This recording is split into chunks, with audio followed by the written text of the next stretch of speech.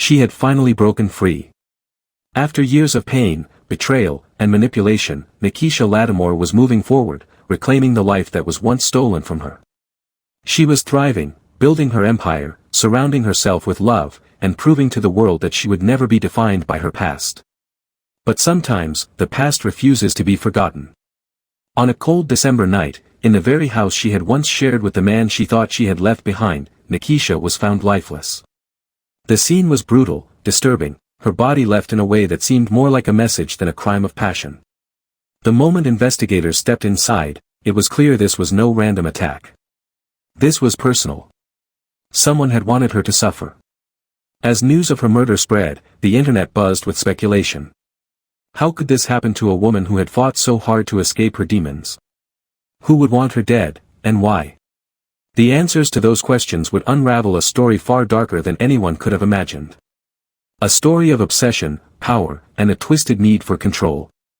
A story where love turns into hate, and the one person you trust the most becomes the monster in the dark. Before we unravel this shocking case, take a moment to like this video and subscribe. Because what you're about to hear is not just a tale of murder, it's a chilling reminder that sometimes, the past refuses to stay buried. Nakeisha Lattimore had it all: beauty, brains, and a business empire that made her a force to be reckoned with. At just 34, she was the owner of one of the most sought-after beauty brands in Cincinnati, a self-made woman who had built her success from the ground up. She wasn't just admired for her work, she was celebrated for her resilience. Her social media was filled with motivational posts, messages of empowerment, and glimpses into a glamorous life that seemed to be the perfect comeback story. But behind every picture-perfect post, behind the expensive designer outfits and carefully curated captions, there was a past she never wanted to revisit. A past tied to a man who once controlled every aspect of her life. A man who, despite everything, refused to let her go. Zaire Lattimore was 39, a high-ranking lieutenant in the Cincinnati Police Department. To the outside world, he was the epitome of authority and respect, a man who had dedicated his life to law and order. But for those who truly knew him, especially Nakeisha, Zaire was a master manipulator. Charismatic, calculated, and dangerously possessive. Their love story had started like a dream. He was older, established, and had a confidence that drew her in. He made her feel protected, like she was the most important woman in the world. But over time, that protection turned into control. At first, it was subtle, little comments about what she wore, who she spent time with, how she presented herself in public.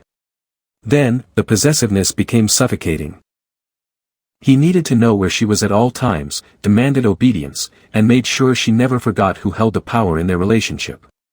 For years, Nakeisha played the role of the devoted wife, standing by Zaire's side as he climbed the ranks in his career. In public, they were a power couple, his authority and her growing influence made them untouchable. But behind closed doors, Nakeisha was trapped in a marriage built on intimidation, manipulation, and betrayal. Zaire's infidelity was an open secret. He had a taste for younger women, the kind who worshipped his authority and fed his ego. Nakeisha knew, but confronting him only led to gaslighting and cruel taunts. He would remind her that no matter how successful she became, she was still his wife, his woman, and that no man would ever love her the way he did. It took years for her to finally walk away. And when she did, it wasn't quiet. Their divorce was messy, bitter, and played out in the public eye. Zaire fought her at every turn, contesting everything, dragging out proceedings, trying to break her spirit. But Nakeisha had made up her mind. She was done being his possession. She was done being afraid. She won the house they once shared. She won the financial independence he never wanted her to have. She won her freedom. And that was something Zaire Lattimore could never forgive. While Nakeisha thrived after the divorce, launching new business ventures and embracing her single life, Zaire seethed in the shadows. He watched as she became the woman he had always tried to suppress. He resented the way she carried herself with confidence, the way she no longer answered to him. In his eyes, she was supposed to be suffering without him, begging for his attention. Instead, she was glowing. Living. Winning. And Zaire hated to lose. People close to Nakeisha warned her, Zaire wasn't the type of man who simply let go. He had a temper, a dangerous pride. But she refused to live in fear. She had fought too hard to get her life back. She wasn't going to let a man, her ex-husband, dictate her future. She believed she was finally free. She had no idea the nightmare was only beginning. Zaire Lattimore smiled in public. He played the role of the composed, respected police lieutenant, a man who had moved on from his failed marriage without bitterness. To the outside world, he was calm. But behind closed doors, in the quiet moments when no one was watching, he was seething. Nakeisha had humiliated him.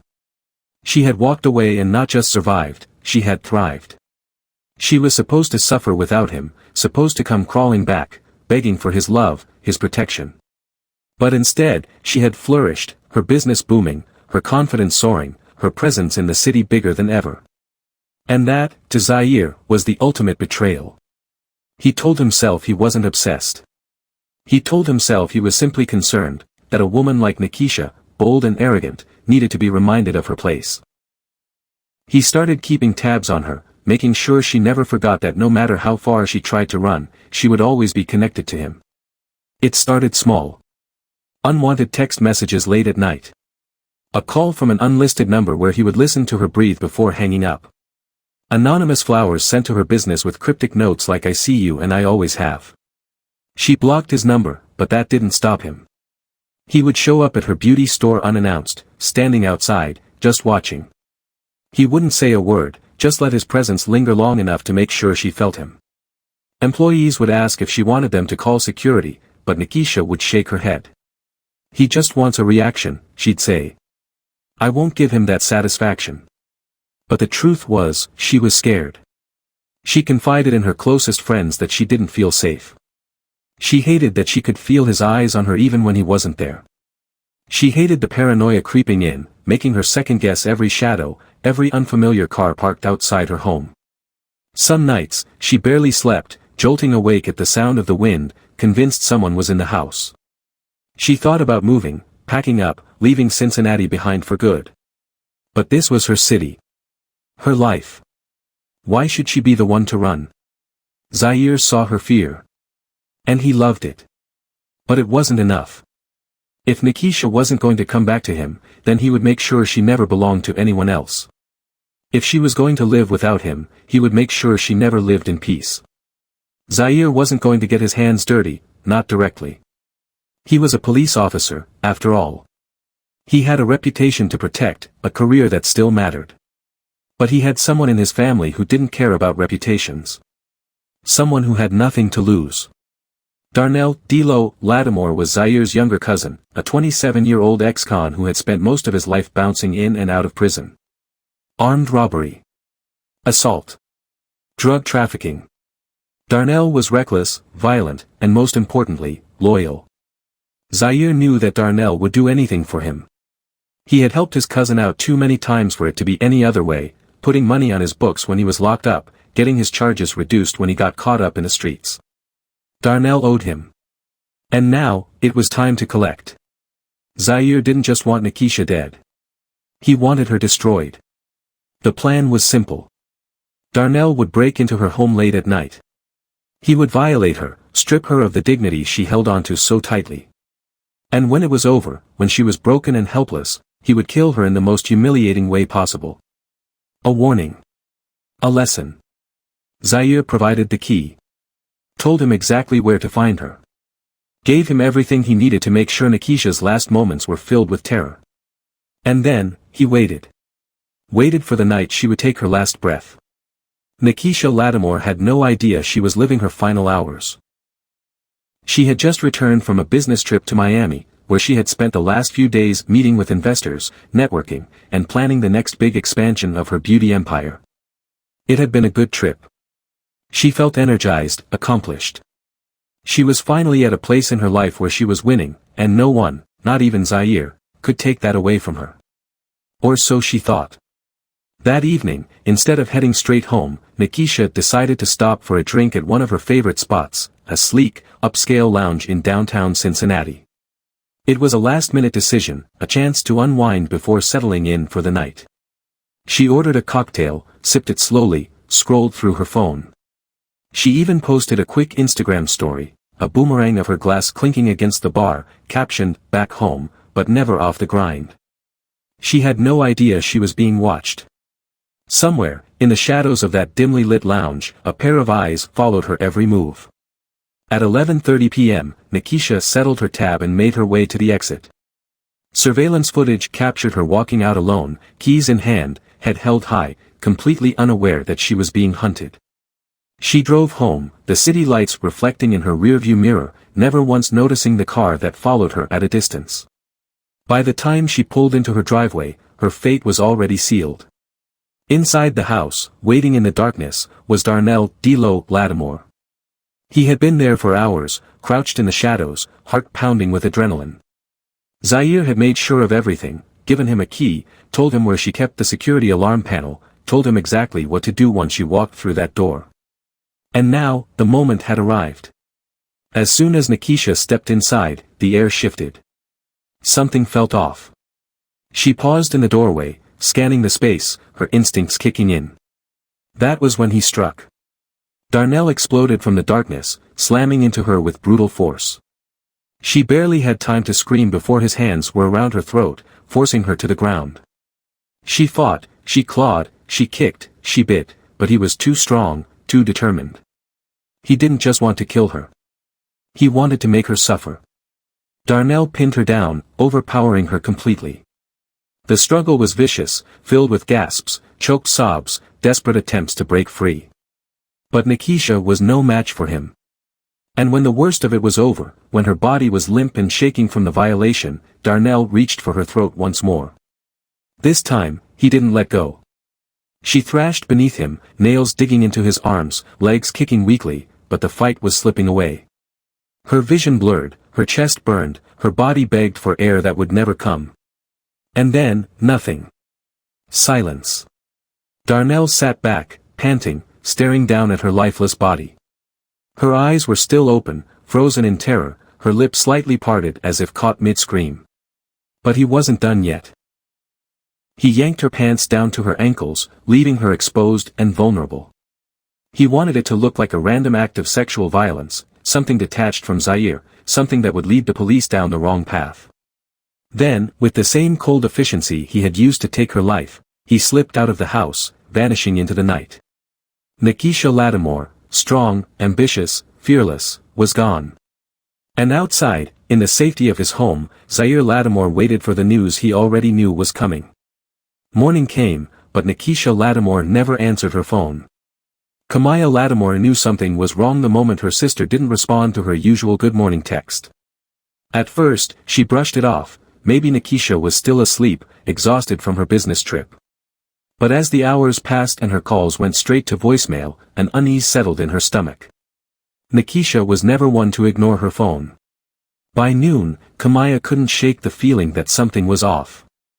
She grabbed her keys and drove straight to her sister's house, telling herself it was nothing, that Nakeisha had probably just lost track of time or left her phone on silent. But the moment she pulled into the driveway, dread clawed at her chest. The car was still there.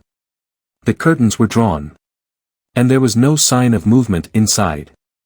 Kamaya knocked on the door. Then she rang the doorbell. Silence. Her heart pounded as she fished out the spare key Nakeisha had given her months ago. The door swung open, and instantly, she was hit with a smell that made her stomach turn. It was thick, suffocating. Metallic. The stench of death. Panic surged through her veins as she stepped inside. Nakeisha, she called out, her voice trembling. No answer. She moved through the house, dread building with every step. The living room was untouched. The kitchen was spotless. But the further she walked, the stronger the smell became. And then she reached the bedroom. The second her eyes landed on the bed, a blood-curdling scream tore from her throat. Nakeisha was there, sprawled out on the floor, her body twisted at an unnatural angle. Her skin was ashen, her lips tinged blue, and there were signs of brutal strangulation around her throat. Semen was discovered on her body. Her eyes, those once fierce, defiant eyes, stared blankly at the ceiling, frozen in terror. And she wasn't just dead. She had been violated. Her pants were yanked down to her ankles, her blouse torn open, her body left in a way that screamed of cruelty and humiliation. Kamaya collapsed to her knees, sobbing, shaking, unable to breathe. "No, no, no," she whimpered, reaching for her sister's cold, lifeless hand as if she could somehow pull her back. The sound of her cries carried through the walls, reaching the neighbors next door. Within minutes, someone had called 911. The police arrived quickly, their radios crackling, their boots heavy against the hardwood floor. But nothing could prepare them for what they found. It was brutal. There were clear signs of a struggle, marks around her wrists where she had been restrained, bruises trailing down her arms, defensive wounds on her hands. She had fought for her life. But it wasn't just the violence that disturbed detectives. It was the staging of it all. The way her body had been left.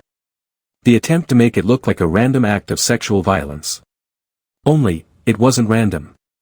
It was personal. The level of rage, the sheer cruelty, it screamed of someone who wanted to punish her. Someone who didn't just want her dead, but wanted her broken in death. From the moment investigators stepped into that crime scene, they knew, this wasn't random. This wasn't the work of a stranger. This was personal. And all signs pointed to one man.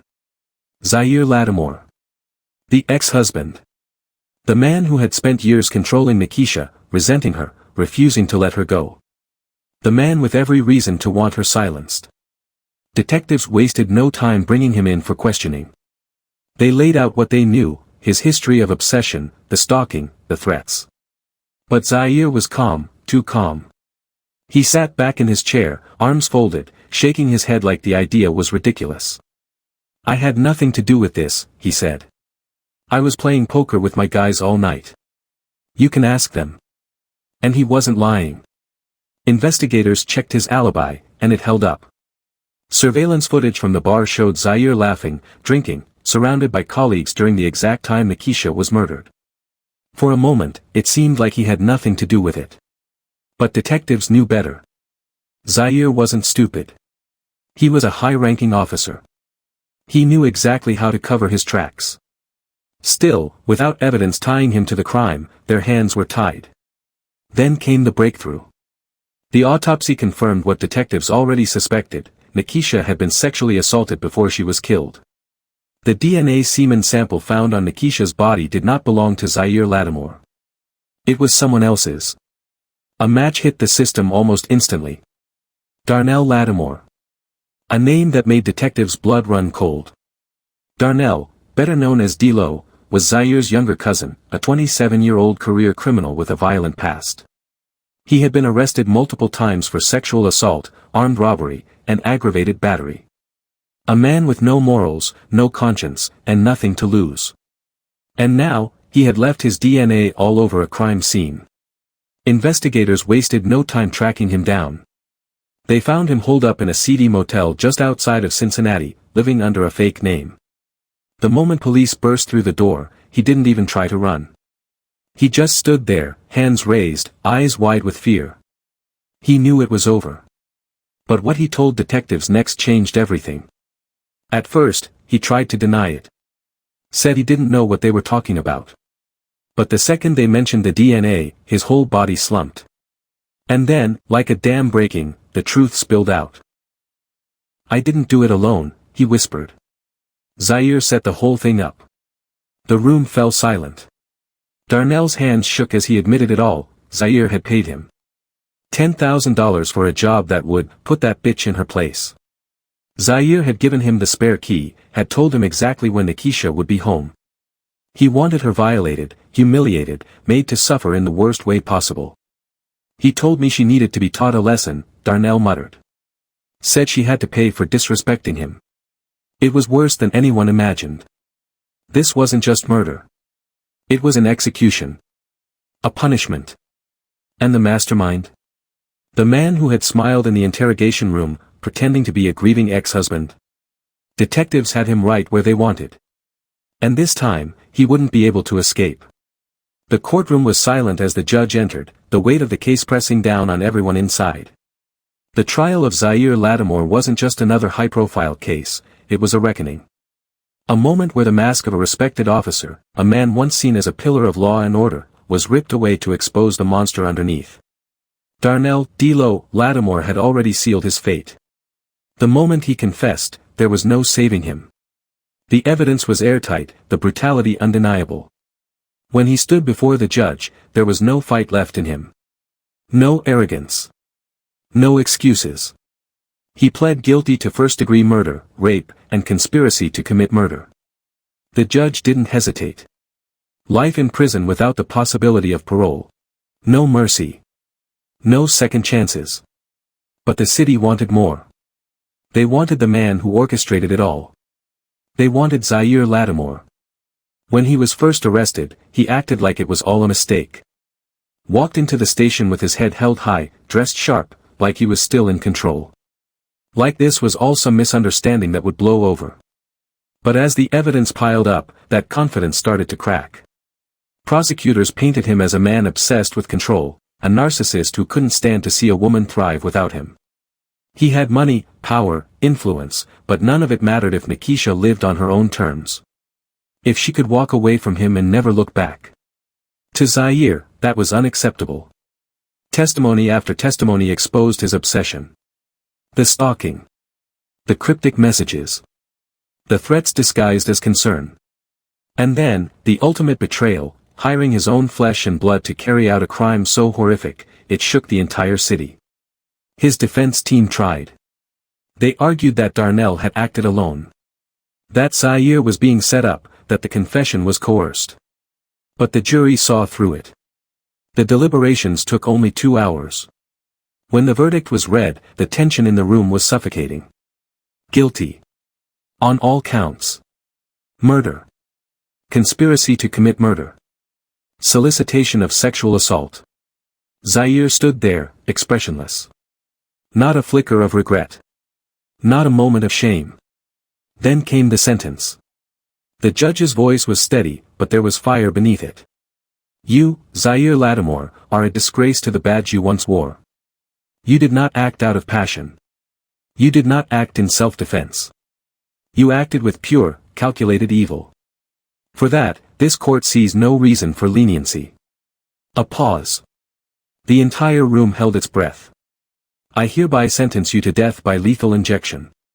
A wave of emotion swept through the courtroom. Gasps. Tears. A few muffled cheers. And then, silence.